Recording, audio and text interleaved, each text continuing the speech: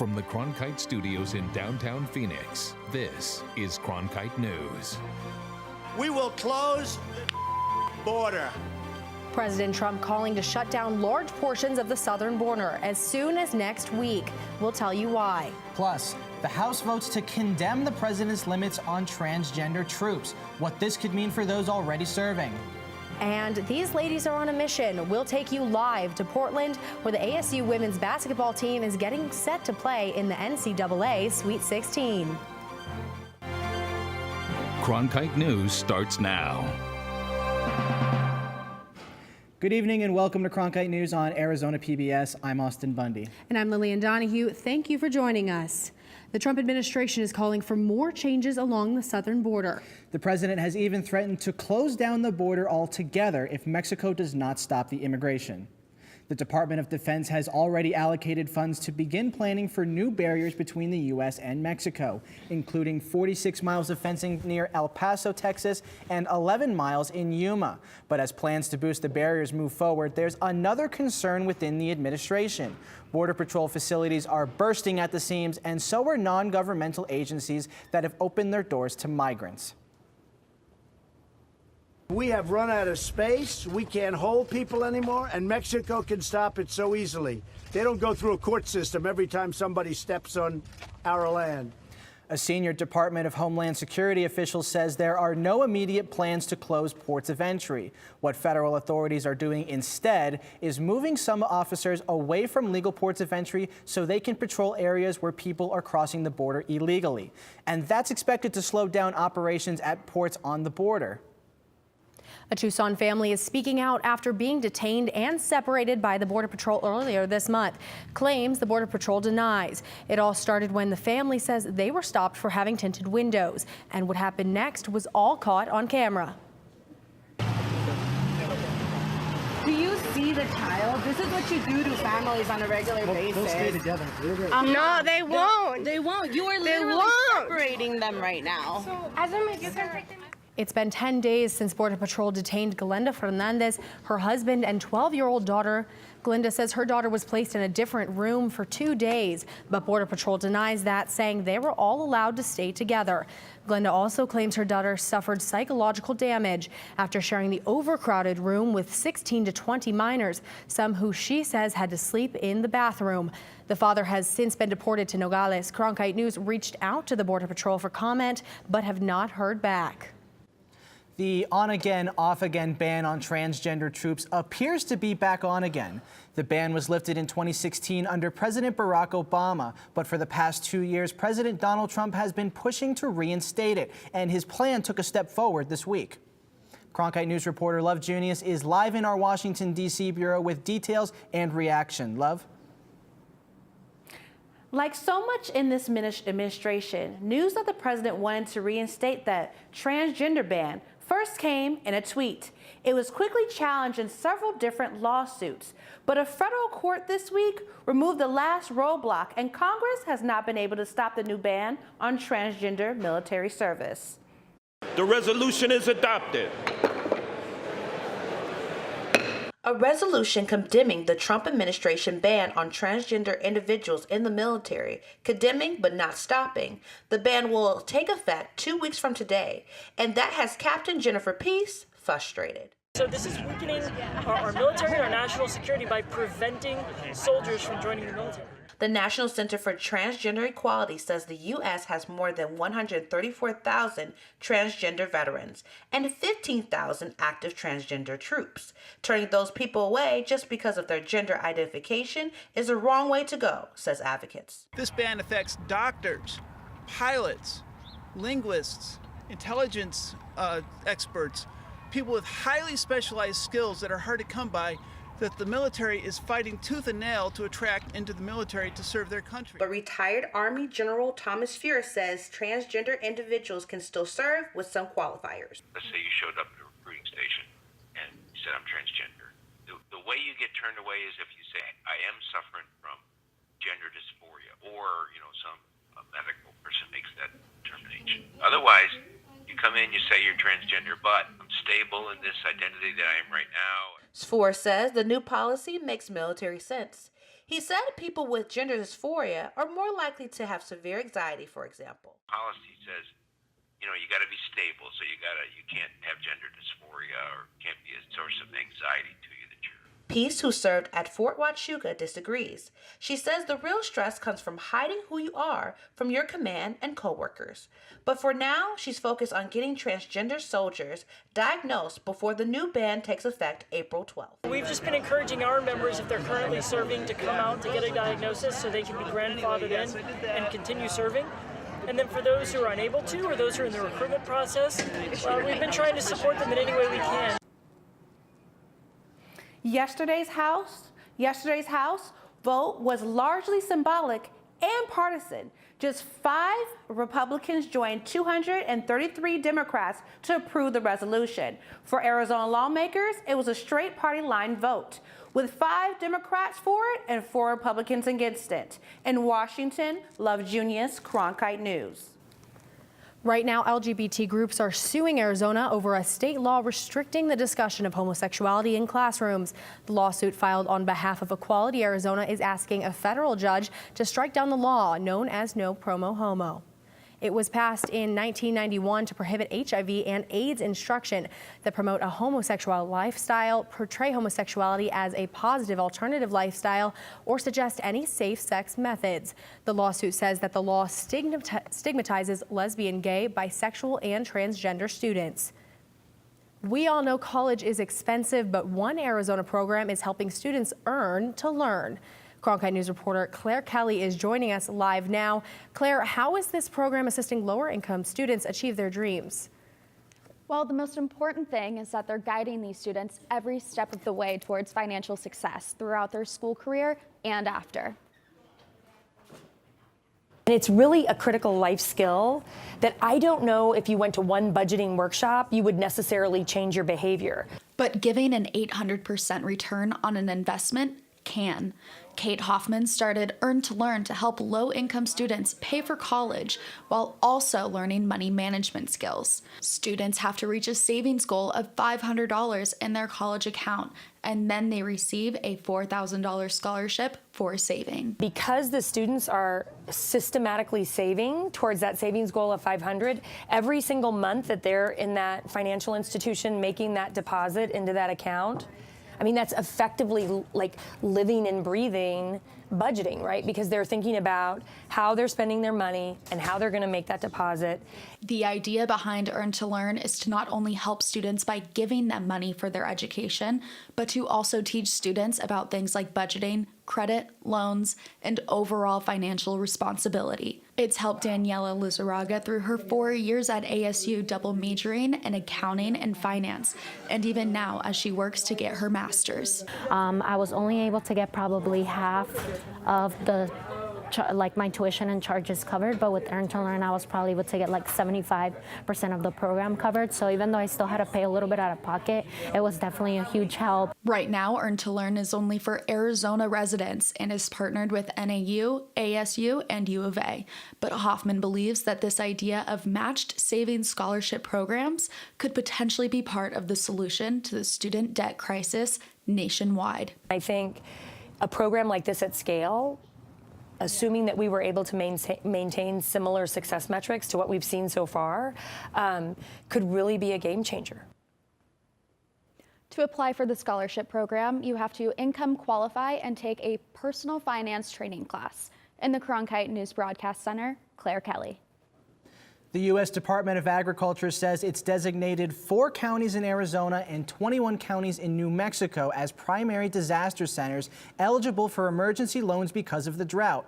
The agency says producers in Arizona's Apache, Coconino, Greenlee, and Navajo counties suffering drought-related losses may apply. The deadline is November 22nd. Arizona's wildflower season is in full bloom. You can see poppies, lupine, and much more. But what makes this season so great? As Cronkite's News reporter Alexis Erminson found out, all these flowers are thanks to our weather. It's amazing. It takes so many of those variables to all come together for a good season, and we definitely, all those variables have come together. Stephen Haas is the park manager at Catalina State Park in Tucson. In his 8 years of being there, this blooming season has been one of the best. And the issue really with wildflowers is you need rain in the fall as well as in the spring, and it can't get too hot too early. And rain is the secret behind one of the best wildflower blooms in more than a decade in some areas of Arizona. Since October 1st, most of the state has had over 3 inches of rain. Southwest Apache County topped the totals at over 20 inches. This year, the rains have been frequent enough that they have kept things going. Julie Stromberg is a botany professor at Arizona State University. She says the cooler temperatures in the snow Arizona got in February have helped prolong this bloom. And I was amazed to see the Mexican poppies, which are typically a winter annual, growing together with Arizona poppies, the calstromia, which are typically a summer poppy. And she's found plants that haven't been recorded in over 30 years because of the rainfall. Every time I come out, I'm seeing something new. Right now, Catalina State Park has loads of lupin. South Mountain has scorpion weed. Stromberg says apps like PlantNet can help you identify what you're seeing. If you're into Pokemon, this is so much better than that. But be careful where you walk. Just take pictures, don't take anything else besides pictures. Stay on the trails, don't pick the flowers, obviously, and enjoy it. Haas says there's another month to see wildflowers in the Catalinas before they dry out from heat. And you can still see flowers at Bartlett Lake and many other places. In Tucson, Alexis Hermanson, Cronkite News. You can learn more about Arizona's spectacular wildflower boom at cronkitenews.azpbs.org. Well, the weather this week has been absolutely gorgeous. Spain, is it going to stick around this weekend? It's actually going to continue being wonderful this weekend. Right now, we're actually at 80 degrees. If you take a look right here, the entire state is feeling these warm temperatures. Up in the north, we're in the 50s and 60s currently. And that's just going to keep on getting warmer as the weekend continues. But later tonight, we are going to be decreasing in temperatures around 6 p.m. Do expect that temperature to decrease to 70 degrees, and then 10 p.m. down into the 60s as well. And then tomorrow, we are going to be in the nice warm 80s, 84 degrees as a high for us here in Phoenix. Up in the north, 60s and 50s, and as a state high, 86 degrees in Yuma. But we're going to continue seeing those nice warm temperatures. But on Saturday, we are going to be seeing some cloud coverage, but that will go away by Sunday. Monday, we're going to be seeing those clouds once again, and that's probably going to continue through Thursday. But we're going to be sticking in those mid to high 80s throughout the entire week. Live in the Weather Center, I'm Bain Ferroni. Arizona State's women's basketball team is in Portland right now, where they're a short time away from their Sweet 16 matchup in the NCAA tournament against Mississippi State. Cronkite News reporter Eliav Gabai is live outside the Moda Center in Oregon with the details. Eliav?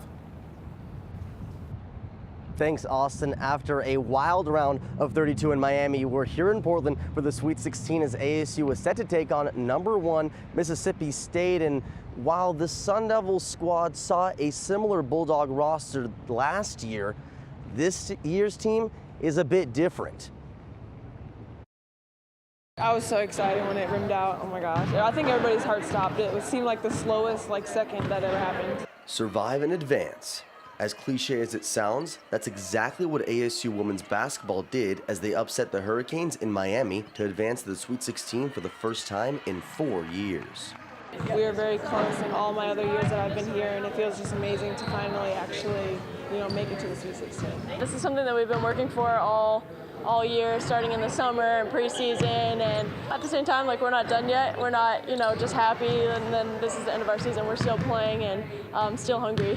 Reaching the Elite Eight will be a tall task as the Devils are set to face #1 seeded Mississippi State, led by first-team All-SEC bigs Tierra McCowan and Anriel Howard. One of the toughest, most aggressive teams in the country. They're going to press us and pressure us for 40 minutes. The same championship defense we've been playing, but a little more championship offense. we need to find a little more offense, I think, overall. Just score a little better, shoot a little bit better. We'll be right there. Part of Arizona State's motivation is winning for head coach Charlie Turner-Thorne, who's yet to make a Final Four, but has been in the Big Dance 14 times in her 22 years at ASU.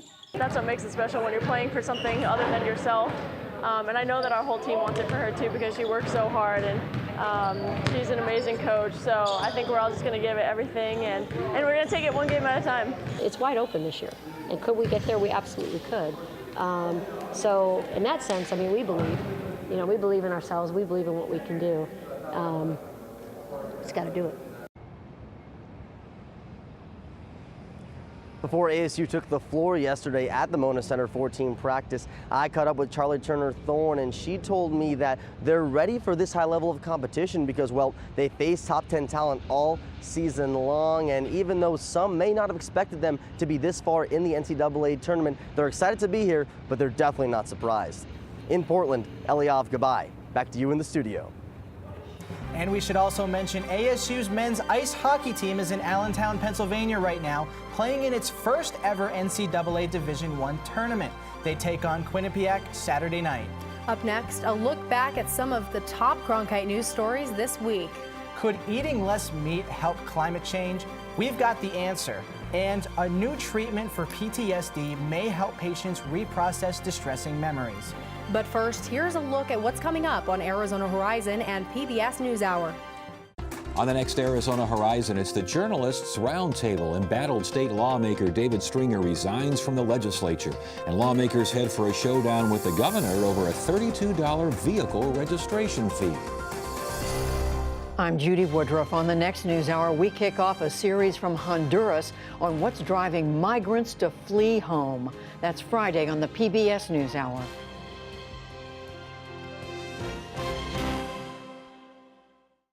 More than 7 million Americans struggle with post-traumatic stress disorder. One unique treatment is called EMDR, eye movement desensitization and reprocessing. Cronkite News reporter Bryce Newberry joins us live with a look at how this treatment is helping people. This is one example of EMDR. It's a treatment that's being used by therapists all over the country. Researchers have found the therapy is quicker and more effective than trauma-focused cognitive behavioral therapy. And it all comes down to the human eye. We do have major breaking news. That's the voice of Daniel Clark. This is very, very tragic. This is the day he'll never forget. 4 of my friends were killed, and I haven't been here since 2008. Here is where 2 news helicopters crashed back in 2007 after following a car chase. This scene, combined with all the other tragic ones he's seen in 20 years as a TV news photographer, eventually became too much to handle. Most people sit there and go, here's a good restaurant over here, here's a good place to get a massage, or, a great place to get discounts on clothes or whatever. And I'm driving around going death, death, death, home invasion, house fire, quadruple shooting, and I can't drive around town. He stopped working in November after someone pointed out what he already knew. I've been dealing with PTSD for 10 years, and I see it in your eyes, and you have it. And I was done. Clark decided to pursue EMDR therapy, a type of treatment for PTSD that stands for eye movement desensitization and reprocessing. It helps people process traumatic events in their brains to neutralize the feelings that come with past struggles. Laura Fontaine practices EMDR at her Mesa office. Sometimes we have symptoms or behaviors that crop up in the present that are related to triggers, and the triggers come from things that happened to us in our past. The therapy starts with grounding techniques to help prepare a patient for the processing phase. I have people run it through their brain like a movie and pause it at that moment that feels the worst. And what's that freeze frame image? That gets your brain really into the meat of that memory. And then the reprocessing starts. We start moving the fingers, or we can tap. Some people will have light bars. There are, some people call them tappers or buzzies that you can hold, and it all provides dual attention stimulus. The EMDR International Association says the therapy is similar to what occurs naturally during dreaming or REM sleep, and can be thought of as a physiologically based therapy that helps a person see disturbing material in a new and less distressing way. For Clark, finding a therapist who actually believed he had PTSD was the first hurdle to getting started. As soon as I said I'm not in the service or anything like that, it was instant disconnect. Like they shut down, they're like, and they had that look like, what do you know about PTSD? It was the first step to saving himself and his marriage. She told me, she goes, I'm glad I don't have to ask you how your day was. And the reason why was because everything was death and destruction. Daniel's wife always asked how his day was until he stopped working last year. When the person that you love, that cares about you, and is being very supportive through all of this, it's also going, I don't want to know how your day is anymore.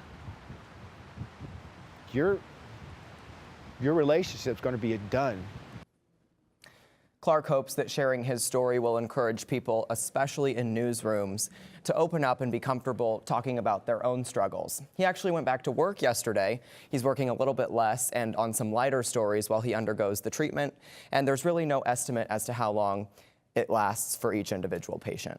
Thank you, Bryce. The Green New Deal has rekindled debate over whether giving up eating beef would reduce greenhouse gas emissions. Beef cattle are the largest contributor of methane among animals, according to the Environmental Protection Agency. So now in 2017, beef cattle accounted for 72% of all methane emissions. Dairy cows only contributed to 25% of those emissions. If we consumed less beef, how much of a difference would it actually make? People cause 60% of all methane emissions, but methane emissions make up only 10% of total greenhouse gases. Now, the cars we drive are a big contributor. Industrial uses, burning fossil fuels for electricity, heat, and transportation account for almost all the increases in greenhouse gas emissions in the past 150 years. Only 9% of greenhouse emissions come from agriculture. Cronkite News reporter Gabrielle Oliveira met up with an Arizona rancher determined to defend the value of the cattle industry. Kyle Best ranches in Amado near the Arizona-Mexico border.